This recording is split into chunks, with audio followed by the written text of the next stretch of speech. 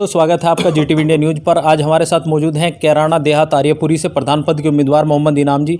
स्वागत है सर आपका जीटीवी इंडिया न्यूज़ पर। बहुत बहुत शुक्रिया आपका और आपके चैनल का। आपका मेरे यहाँ आने पे बहुत बहुत शुक्रिया आपका।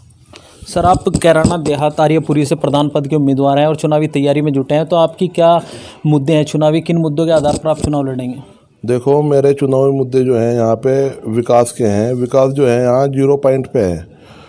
जो यहाँ प्रधानपति थे अभी, उन्होंने कोई भी मतलब यहाँ कोई विकास नहीं हुआ। विकास जितना भी यहाँ कैराना देहात में करा है तो विधायक जी की निधि से हुआ है। वो चाहे इस्लाम नगर में हुआ हो या बदलूगढ़ में अभी होने वाला है या हुआ है या आर्यपुरी में हुआ है, जो भी हुआ है विधायक जी की निधि से हुआ है। मतलब प्रधान निधि से कोई भी कार्य यहाँ पे कैराना देहात में नहीं हुआ। तो जो पूर्व प्रधान थे उन्होंने कोई विकास कार्य नहीं कराया, आप विकास के मुद्दे पे चुनाव लड़ेंगे? जी बिल्कुल, विकास के मुद्दे पे इंशाल्लाह मेरा पहला मुद्दा विकास का ही होगा इंशाल्लाह। क्यों यहाँ पे अब आप तो जैसा आपने देखा, बाहर से देखा, अंदर गलियों में इतना बुरा हाल है, बहुत बुरा हाल है अंदर गलियों में। जो अब बारिश का मौसम था, अभी पिछली बार बारिश हो रही थी अभी, तो इतना बुरा हाल था कि आदमी निकल भी नहीं सकता। हम जन इतनी परेशान है कि मतलब निकलने में भी दिक्कत होती है, सामान लाने जाने में भी ये सोचें कि कैसे बाहर निकले, इतना बुरा हाल है। 2015 में जो पंचायत चुनाव हुए थे उनमें भी आपने चुनाव लड़ा था, उसमें आप नज़दीकी अंतर से चुनाव हार गए थे, तो हार का कारण क्या था पिछले चुनाव में और इस बार जीत का आधार क्या है? बस हार का कारण तो देखो ये था कि बहुत कम समय मिला था, और मैं तहे दिल से पूरे कैराना क्षेत्रवासियों का तहे दिल से शुक्रिया अदा करना चाहता हूँ कि उन्होंने 2 महीने के टाइम में इतना भरपूर इतना प्यार मुझे दिया था कि मैं पूरा का पूरा जीवन अपना यहीं कैराना क्षेत्र में इंशाल्लाह मैं अपना वहाँ कैराना जो मेरी जन्मभूमि थी वहाँ छोड़ के मैं यहाँ आ गया हूँ, और इंशाल्लाह इन्हीं के बीच में रहूँगा, मरते दम तक इन्हीं के बीच में रहूँगा इंशाल्लाह। और हार का कारण तो बस यही था कि ज़्यादा टाइम नहीं मिल पाया, थोड़ा टाइम मिल पाया, और अपना पहला चुनाव था, इतना ज़्यादा मतलब लोगों से ज़्यादा मिल नहीं पाए, उसका यही कारण रहा बस हार का कारण, और कोई। तो इस बार आप पूरी तरह से चुनावी मैदान में उतरने की तैयारी में हैं और जीत के प्रति आश्वस्त हैं?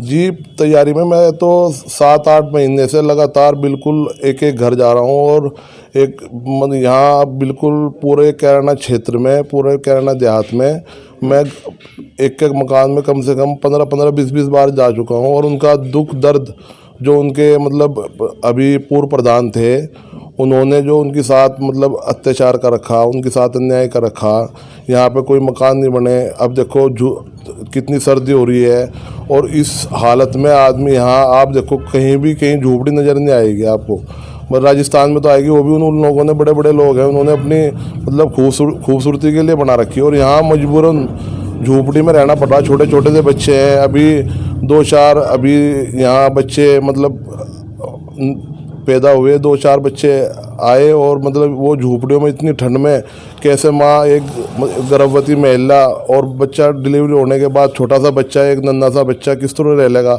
आप खुद अंदाजा लगाएं। हम अपने मकानों में रजाई में पड़े, और वे लोग बेचारे झोपड़ियों में पड़े, उनका क्या हाल होगा।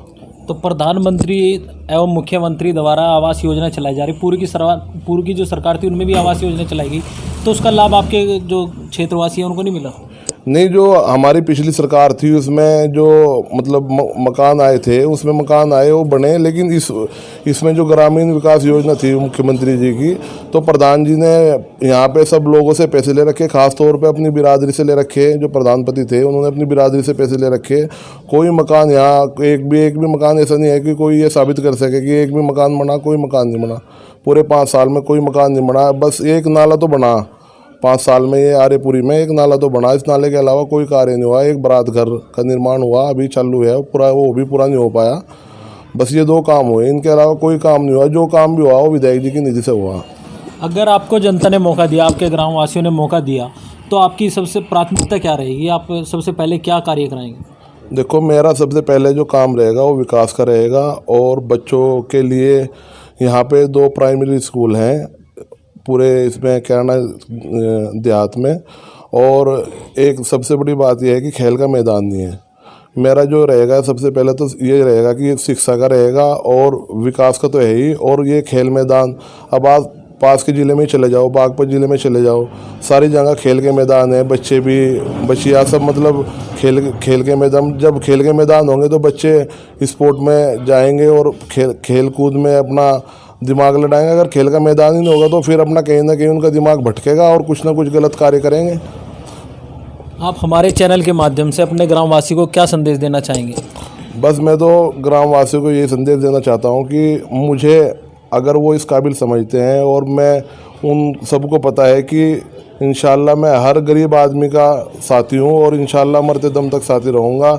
अगर मुझे इस काबिल समझते हैं कि मैं इस काबिल हूँ कि मैं प्रधान बन सकता हूँ, इस काबिल मुझे समझते हैं, तो मेरी तो यही उनसे दरख्वास्त है, उनसे यही विनती है कि अल्लाह के नाम पे मुझे एक बार मौका दे के देखें। इंशाल्लाह मैं हर टाइम मरते दम तक उनके साथ रहूँगा, इंशाल्लाह कंधे से कंधा मिला कर रहूँगा। और उनको पता है, और किसी यहाँ असल में क्या था, यहाँ पे जो ये आर्यपुरी कैराना देहात है, यहाँ पे सब गरीब आदमी हैं, जितने भी हैं सब गरीब आदमी हैं। इनको ये लोग जो प्रधान हुए, ये प्रधान थे, इनसे पहले प्रधान थे, तो जो कोठी वाले से मशहूर हैं प्रधान जी, पहले प्रधान बनने से पहले भी उनका इतिहास लोगों को पता है, उनके बैकग्राउंड का पता है कि प्रधान बनने से पहले क्या स्थिति थी, प्रधान बनने के बाद उन्होंने, अब जैसे आप आर्यपुरी में एंट्री करोगे तो सबसे आलीशान कोठी उन्हीं की है। ऐसा प्रधान बनने के बाद ही वो कोठी का कहाँ से आया?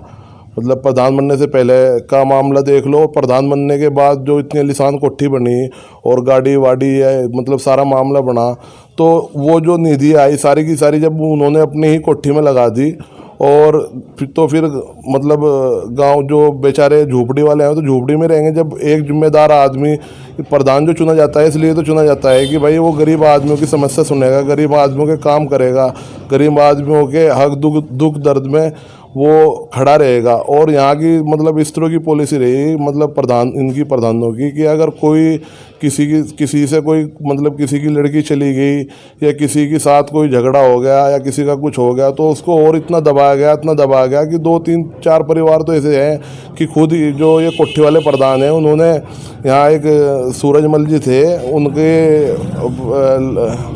लड़का या लड़की मतलब चले गए, कि उनका लड़का किसी की लड़की को लेके चला गया था। क्या हुआ था उनके कार्यकाल में, तो उनका मकान औने पौने दामों में 300-400 गज का है, मेरे मकान के बिल्कुल पीछे है उनका मकान, 400 गज का उनका मकान है। तो उनका आज तक ये भी नहीं पता बेचारों को कहाँ गए कहाँ नहीं गए, उनका मकान खरीद लिया।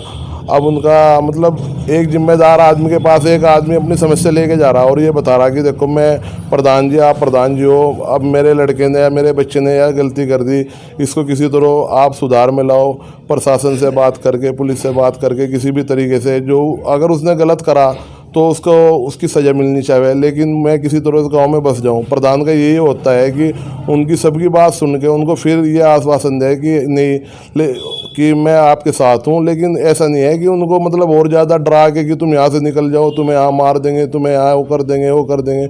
उनका मकान ही ले लिया, तो इससे ज़्यादा और क्या हो सकता है।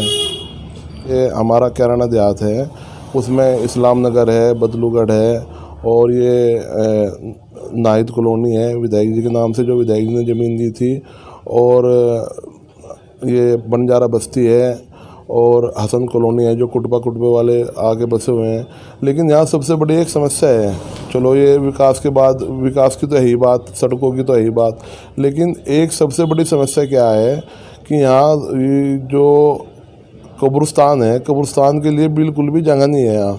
अब इनको जो इधरले वाले हैं, इन्हें तो जाना पड़ता है वहाँ गोर गरीबा में छड़ियान पे 5-6 किलोमीटर। अब देखो यहाँ से लेके 5-6 किलोमीटर जब जनाजे को लेके जाया जाएगा तो कितनी बड़ी दिक्कत होगी। अब मेहमान भी रास्ते में, मतलब जब चलते चलते इतनी 5 किलोमीटर एक जनाजे को ले जाना, कितनी बड़ी दिक्कत का सामना करना पड़ता है। हालांकि अगर जो प्रधानपति थे, उससे पहले प्रधान थे, जो कोठी वाले प्रधान हैं, उससे पहले प्रधान थे, अगर ये सोच लेते इस चीज़ को, मतलब अपने दिल पे ले लेते, भाई ये गरीब आदमी हैं, ये कहाँ दफन होंगे। देखो आखिरी मुकाम जो है तो आखिरी मुकाम वही तो है, और उसके बारे में इन्होंने जरा सा भी मतलब किसी ने ये नहीं सोचा भाई अपने जो हमारे जनप्रतिनिधि हैं उनको अवगत करा के उनको बता के, जैसे हमारे विधायक जी हैं उनको जब हम बताएंगे, जब उनको जब भी तो पता लगेगा। अभी ये इसका बदलूगढ़ में शमशान घाट वाला मामला हुआ था, प्रधानपति ने वहाँ उनको पहलवानों को अखाड़ा दे दिया, मतलब ये, और अखाड़ा देने के बाद मतलब उनके जो शमशान घाट, वहाँ शमशान घाट थे, हमारे जो हिंदू भाई हैं उनके शमशान घाट थे, उनके बच्चे जो छोटे छोटे बच्चे हैं वो दफन होते हैं, उनके कंकाल वहाँ निकाल दिए गए, इतना मतलब।